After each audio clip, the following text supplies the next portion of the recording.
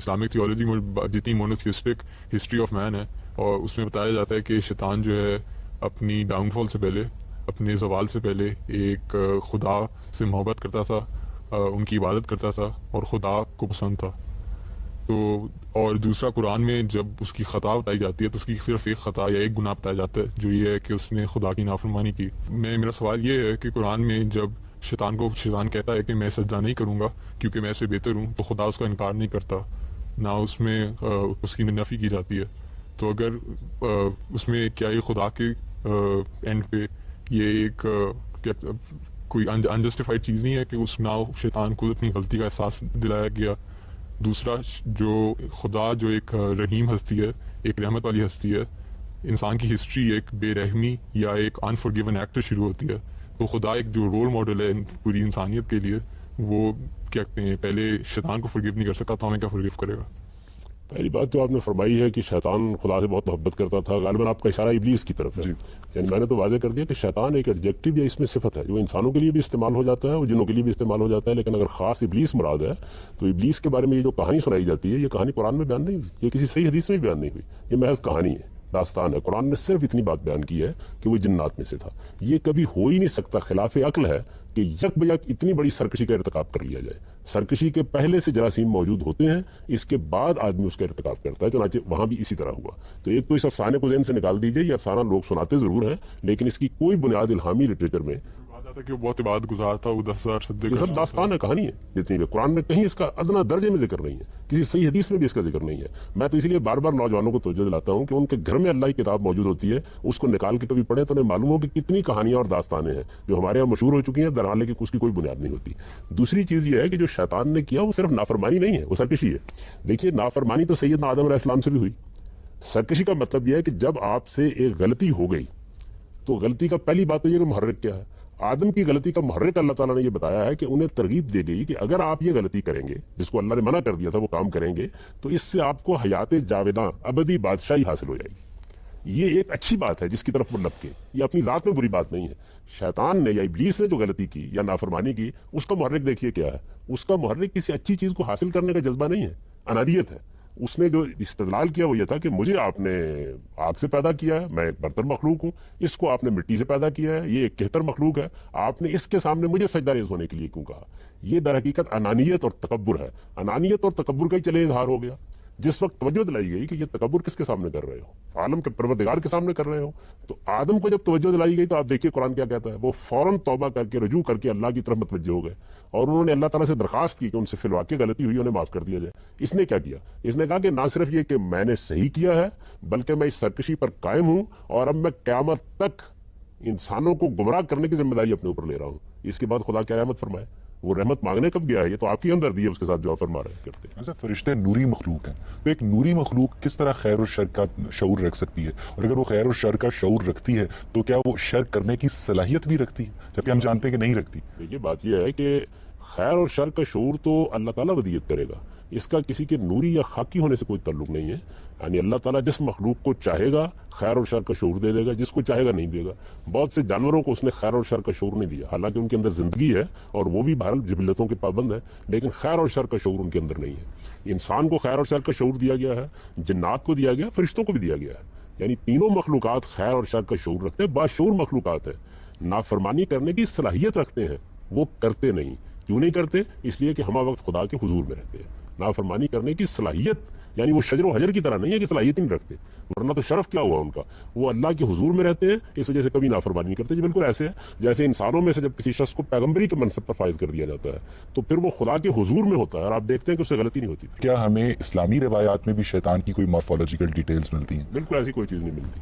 یہ اصل میں عام طور پر جو وہم پرست قومیں ہیں ان کے اندر یہ خیالات پیدا ہو جاتے ہیں اور پھر وہ اپنی ذہنی تصویروں کو اس طریقے سے بیان کرتے ہیں. یعنی دیکھیے نا، قرآن مجید نے یہ بتایا ہے کہ ابلیس جنات میں سے تھا. جنات ایک اللہ تعالیٰ کی مخلوق ہے. تو جب اللہ تعالیٰ نے کسی ایک مخلوق کو پیدا کیا، جیسے انسانوں کو پیدا کیا، جیسے جانوروں کو پیدا کیا، اس میں سے کوئی شیطنت اختیار کرے گا تو اس کا ایک مجسم وجود تو ہوگا.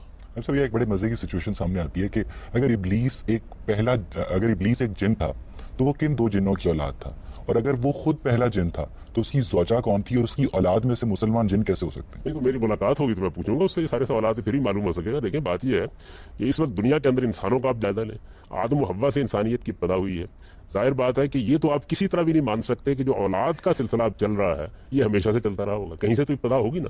تو اس وجہ سے قرآن نے ہم کو یہ بتایا کہ پہلے مرحلے میں زمین کا پیٹ ہی ماں کا پیٹ بنا ہے، اس کے اندر سے انسانوں کو پیدا کیا گیا، انسانوں کے سب مخلوقات کو پیدا کیا گیا ہے. پھر اللہ تعالیٰ نے ایک لمبے عرصے کے بعد ہزاروں سال تک مخلوقات اس طرح سے پیدا ہوتی رہیں، ان کے اندر سے بعض مخلوقات کو اتنا ڈیولپ کر دیا کہ ان کے اندر اپنی نسل خود پیدا کرنے کی صلاحیت پیدا ہوگی. اس کو قرآن نے لفظوں میں بیان کر دیا. دیکھیے قرآن کے الفاظ یہ ہے، بدا خلق الانسان من طین ثم جعل نسلہ من سلالۃ من ماء مہین. ہم نے انسان کو پہلے مرحلے میں براہ راست گارے اور مٹی سے پیدا کیا، زمین کے پیٹ سے وہ نمودار ہوا. پھر اس کے بعد ایک لمبے عرصے تک ہم نے اسی صورت میں اس کو درست کرنا شروع کیا. پھر جب وہ بالکل درست ہو گیا تو اب ہم نے دوسرے مرحلے میں اپنی نسل خود پیدا کرنے کی صلاحیت حاصل اس طرح تو آپ ایوولوشن کی تائید نہیں کر رہے. ایوولوشن کے دو پہلو ہیں. ایک ایوولوشن کا پہلو وہ ہے جس کو ڈارون نے پیش کیا، جہاں ایک خلیے سے پھر تمام مخلوقات وجود میں آتی چلی گئی ہیں. وہ تو اب تک ایک نظریہ ہے، اس کبھی حقائق کی میزان میں پورا نہیں اتر سکا. علم و عقل کبھی بھی اس کی تائید میں کچھ بھی فراہم نہیں کر سکے، بلکہ اب تو جو فاسلز کے نئے ریکارڈ دریافت ہو رہے ہیں وہ بتدریج اس کی نفی کرتے چلے جا رہے ہیں. ایک ارتقاء کا تصور ہے جو قرآن پیش کرتا ہے، اور وہ تصور یہ ہے کہ پہلے مرحلے میں جب مخلوقات کو پیدا کیا گیا تو زمین کے پیٹ سے وہ پیدا ہوتی رہی، اور پیدا ہونے کا عمل پھر ہزاروں سال پر ہوا، اور تمام انواع الگ الگ وجود میں پذیر ہوئی، نہ کہ کسی ایک نوع سے تمام انواع پھوٹی ہیں. میں تو جب قرآن کی روشنی میں غور کرتا ہوں تو مجھے بالکل صاف واضح ہو جاتا ہے کہ آدم و حوا کی پیدائش جس طرح ٹوین پیدا ہوتے ہیں بالکل اسی طرح زمین کے پیٹ سے ہوئی. اسی وجہ سے پسلی سے پیدا ہونے کی قدیم تعبیر اختیار کر لی. احادیث میں آتا ہے کہ حوا کو آدم کی پسلی سے پیدا کیا گیا، اس لیے وہ ٹیڑھی کیا کہتے ہیں صفت کی مالک ہے. ان حدیث کے اندر جو بات بیان کی گئی ہے وہ سب روایتوں کو جمع کریں تو بالکل دوسری بات معلوم ہوتی ہے. اس سے تو یہ معلوم ہوتا ہے کہ کسی موقع کے اوپر عورتوں کے بارے میں کس طرح کا رویہ اختیار کیا جائے، اس کو واضح کرنے کے لیے رسالت مآب صلی اللہ علیہ وسلم نے فرمایا کہ عورت کی مثال پسلی کسی ہے، نازک بھی ہوتی ہے اور ذرا تھوڑا سا مزاج کے اندر ٹیڑھ بھی رکھتی ہے. اگر اس کو تم سیدھا کرنے کی کوشش کرو گے تو ٹوٹ جائے گی، اس کے ساتھ چلنا پڑتا ہے. یعنی حوا تو کو یہ تو آدم ایک تعبیر ہے، بڑی خوبصورت ادبی تعبیر ہے جو رسالت مآب صلی اللہ علیہ وسلم نے اختیار کی. یہ پسلی کا جو افسانہ عام طور پہ بیان کیا جاتا ہے یہ قرآن و حدیث کے لیے عجب ہی ہے بالکل. یعنی حوا کو آدم کی پسلی سے پیدا نہیں کیا گیا. ایسی کوئی بات قرآن مجید میں بیان نہیں. قرآن تو جس طرح کی تصویر بیان کرتا ہے وہ یہ کہتا ہے کہ دونوں کو ہم نے نفس واحدہ سے پیدا کیا ہے.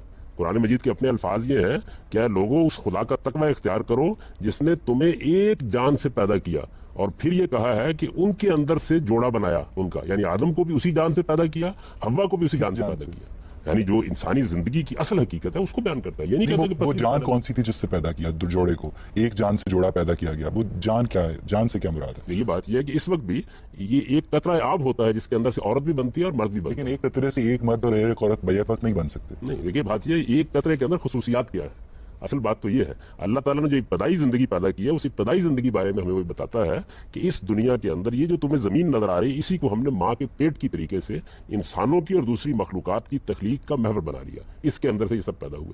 تو نفس واحدہ کا مطلب جو ہے وہ قطرہ آب نہیں ہے. یہ تو میں نے سمجھانے کے لیے ایک مثال آپ کے سامنے واضح کی. یعنی ایک جان سے پیدا کیا، ان کی شخصیت ایک ہے، ان کی شخصیت میں کوئی فرق نہیں ہے. یہ نہیں ہے کہ ایک اصل ہے اور دوسرا اس کا ضمنی وجود ہے، بلکہ ایک ہی جان، ایک ہی شخصیت، ایک ہی حقیقت ہے جس سے ان کو وجود پذیر. ٹھیک، پھر آپ پوچھو. جی میرا سوال یہ ہے کہ اگر شیطان کو قیامت تک جو ہے وہ انسان کو بہکانے کی چھوٹ دی گئی ہے تو رمضان میں اسے کیوں قید کر دیا جاتا ہے؟ اللہ تعالیٰ انسان کے نفس کے اور انسان کے دل کے اوپر کیوں نہیں مہر لگا دیتا بجائے کہ وہ شیطان کو قید کر دیتا ہے؟ اس کی کیا ریئلٹی ہے، کیا حقیقت ہے؟ شیطان کو جو مہلت دی گئی ہے وہ مہلت تو قیامت تک اس لیے برقرار رہنی چاہیے کہ انسان کو جو مہلت دی گئی ہے وہ قیامت تک برقرار ہے. یعنی انسان کے ساتھ معاملہ یہ نہیں کیا گیا کہ خاص دور کے بعد اب انسان سے اختیار چھین لیا جائے گا. قیامت تک جتنے انسان پیدا ہوں گے ان سب کے پاس ارادہ بھی ہے، ان سب کے پاس اختیار بھی ہے. جب ارادہ و اختیار ہے تو اپنا ارادہ و اختیار استعمال کریں گے. ارادہ و اختیار اچھا بھی استعمال کریں گے، برا بھی استعمال کریں گے. برا استعمال کریں گے تو اس پر انسانوں میں سے جو لوگ سرکش ہو چکے ہیں وہ بھی اثر انداز ہوں گے، جو جنات میں سے سرکش ہو چکے ہیں وہ بھی اثر انداز ہوں گے. یہ اثر انداز ہونے کا عمل بعد کے زمانے میں ہوتا ہے. اب یہ دیکھیے کہ یہ جو بعد کا عمل ہے اس کو اللہ تعالیٰ روک بھی دیتے ہیں بعض اوقات. چنانچہ رمضان کے مہینے میں بعد کا عمل روکا جاتا ہے. آپ کے نفس کو روک دیا جائے تو پھر تو آزمائش ختم ہو گئی، امتحان ہی ختم ہو گیا. یعنی ایک سپورٹ کھینچ لی جاتی ہے، جو برائی کے حق میں موجود ہے وہ کھینچ لی جاتی ہے، لیکن جو اچھائی کے حق میں سپورٹ ہے یعنی فرشتوں کی سکینت وہ رمضان میں بھی باقی رہتی ہے. اسلام میں ڈفرینٹ فرقے ہیں جو ڈفرینٹ کنسیپٹ دیتے ہیں اسلام کے بارے میں، تو ہم اپنے شعور کو استعمال کر کے کیسے ڈیسائیڈ کر سکتے ہیں کہ کون ٹھیک ہے؟ یہ بات یہ ہے کہ یہ جو سیکٹس یا فرقے ہیں یہ وجود میں کیسے آئے؟ شعور کو استعمال کرنے سے آئے. یعنی انسان اپنے شعور کو استعمال کرتا ہے تو کسی چیز کو سمجھنا چاہتا ہے تو اس میں غلطی بھی کھا جاتا ہے. بعض اوقات نیک نیتی سے غلطی کھاتا ہے, بعض اوقات تعصب کی وجہ سے غلطی کرتا ہے, بعض اوقات جذبات سے مغلوب ہو کے غلطی کرتا ہے. تو آپ اپنے شعوری سے اس کی غلطی اس پر واضح بھی کرتے ہیں. یعنی یہ فرقے اور یہ جو گروہ آپ کے یہاں بنے ہوئے ہیں یہ اس وقت ایک مصیبت بنتے ہیں جس وقت تعصبات میں مبتلا ہو جاتے ہیں.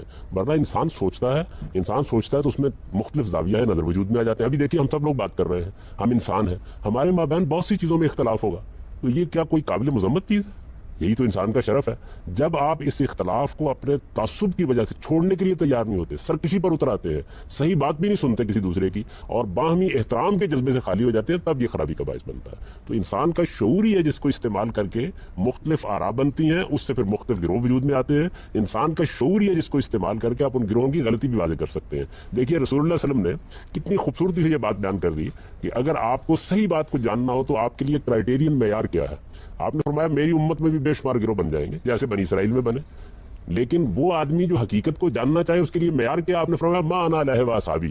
وہ صرف تھوڑی سی زحمت کر کے دین کے بارے میں جب کوئی مسئلہ پیش ہو تو یہ معلوم کر لے کہ میرا اور میرے صحابہ کا طریقہ کیا تھا. کتنا واضح معیار ہے. اگر آپ اپنے عقلی گدے لگاتے رہیں گے, اگر آپ ادھر ادھر کی باتیں سنتے رہیں گے, کہانیوں کی تحقیق کرنے کے لیے تیار نہیں ہوں گے, تو پھر ظاہر ہے کہ فرقے بھی بنے گی, گروہ بھی بنے گی. آپ تھوڑی دیر کے لیے توقف کر کے معلوم کر لیں کہ اللہ کا پیغمبر جو بات کہہ کے گیا تھا وہ بات کیا تھی. لیکن مسئلہ یہ ہے کہ مسلمانوں کا ہر فرقہ دوسرے فرقے کو شیطان کا پیروکار قرار دیتا ہے, جس سے جو اسلام کی وحدانیت ہے وہ پارا پارا ہو جاتی ہے. تو اس کا کوئی حل نہیں ہے؟ اس کا حل تعلیم ہے. دیکھیے یہ کیوں کرتے ہیں لوگ, اس کی وجہ یہ ہے کہ ہمارے اوپر جہالت کا غلبہ ہو چکا ہے. مسلمانوں کا بنیادی مسئلہ, ہمارے ہاں تو لوگ بہت سیاسی مسائل بیان کرتے ہیں, فلسطین کا مسئلہ بیان کرے گا, کشمیر کا مسئلہ, کو امریکہ کو گالیاں دے گا, کسی کو. اصل میں ہمارا مسئلہ کیا ہے؟ ہمارا مسئلہ غربت اور جہالت ہے.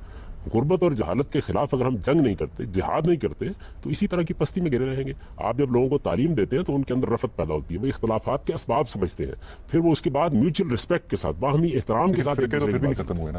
نہیں, فرقے ختم ہو جاتے ہیں, مکاتب فکر رہ جاتے ہیں. جس وقت آپ تعلیم عام کر دیتے ہیں تو اس کے بعد یعنی مغرب میں آپ یہ دیکھیے کہ فلسفے میں, سائنس میں کیا نقطہ ہے نظر ختم ہو گئے.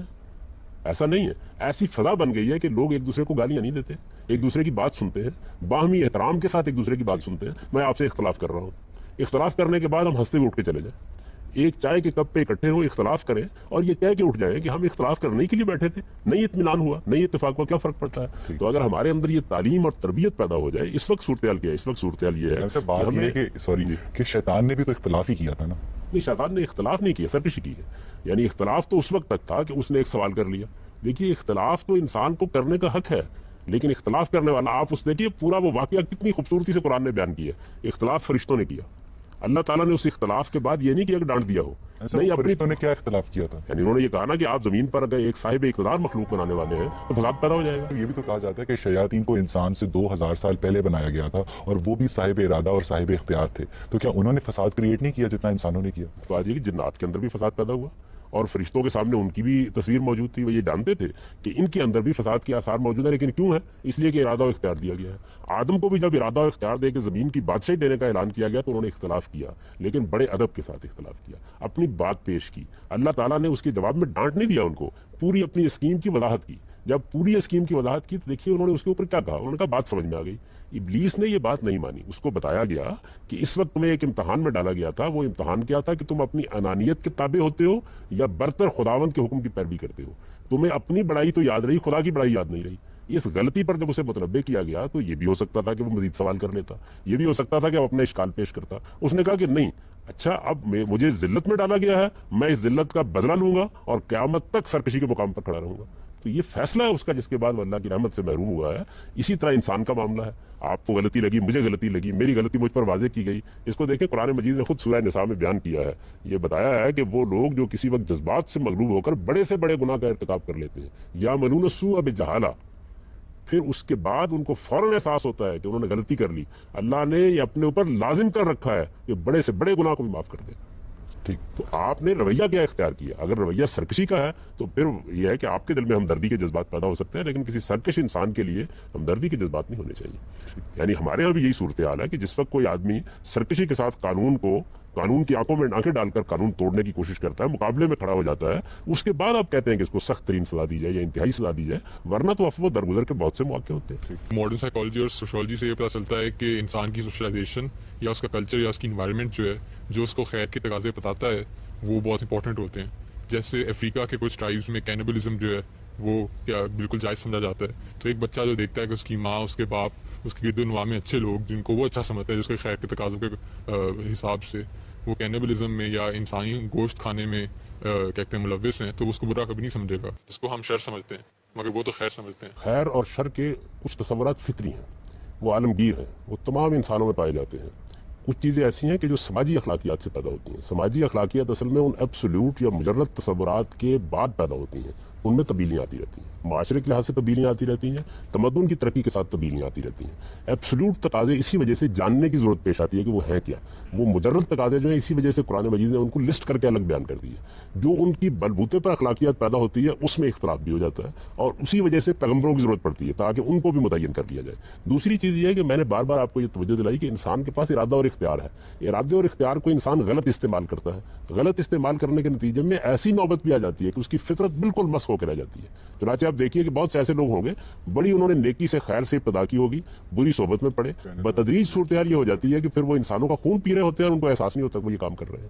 آپ دیکھیں ہمارے معاشرے کے اندر بہت سے مجرم ایسے ہیں، لیکن وہ جو بنیادی اخلاقیات اندر ہیں ان کا امتحان کیا ہے؟ ان کا امتحان یہ ہے کہ یہ تو ہو سکتا ہے کہ وہ کسی دوسرے کا خون پی لیں، لیکن جب انہیں بتایا جائے کہ ہم تمہارا خون پینے کا فیصلہ کر رہے ہیں، اس موقع پر وہ اندر جاگ اٹھتا ہے. جن لوگوں کو آپ کہتے ہیں نا وہ یہ کرتے ہیں، آپ یہ دیکھیں وہ اپنے ساتھ وہ کرانے کے لیے تیار نہیں ہوتے. تو انسان کی فطرت میں کچھ تو فطری اخلاقیات ہیں، کچھ ان فطری اخلاقیات سے انفر کر کے استنباط کر کے سماجی اخلاقیات پیدا ہوتی ہیں. سماجی اخلاقیات بدلتی رہتی ہیں. مثلا بزرگوں کے معاملے میں ادب کا طریقہ اختیار کرنا ہے، یہ تو ایک اعلیٰ ترین قدر ہے. آپ بھی مانتے ہیں، میں بھی مانتا ہوں، ساری انسانیت مانتی ہے. ہمارے آج سے 50 سال پہلے اس نے سماجی اخلاقیات کی یہ صورت اختیار کر لی تھی کہ آپ کسی بڑے کے سامنے یا بزرگ کے سامنے سر ننگے نہیں جائیں گے. یہ تبدیل ہو گئی. اس کی وجہ یہ کہ یہ اصل میں اس کی مینیفیسٹیشن تھی. اصل قدر اپنی جگہ موجود ہے. ہو سکتا ہے آج ادب اور احترام کے نئے اسالیب وجود میں آ جائے. تو یہ انسانی تمدن میں ہوتا رہتا ہے. عام طور پر ہمارے ماہرین سماجیات، عمرانیات اور ماہرین نفسیات جو غلطی کرتے ہیں وہ اصناف کی کیٹیگرائزیشن کی غلطی ہے. یعنی وہ فطری اخلاقیات اور سماجی اخلاقیات میں فرق نہیں کرتے. فطری اخلاقیات ناقابل تغیر ہیں، عالمگیر ہیں، ہمیشہ سے ہیں، ہمیشہ رہیں گی. سماجی اخلاقیات ان سے پیدا ہوتی ہیں، ان کی بنیاد پر اٹھتی ہیں، وہ تبدیل ہوتی ہیں. جس طرح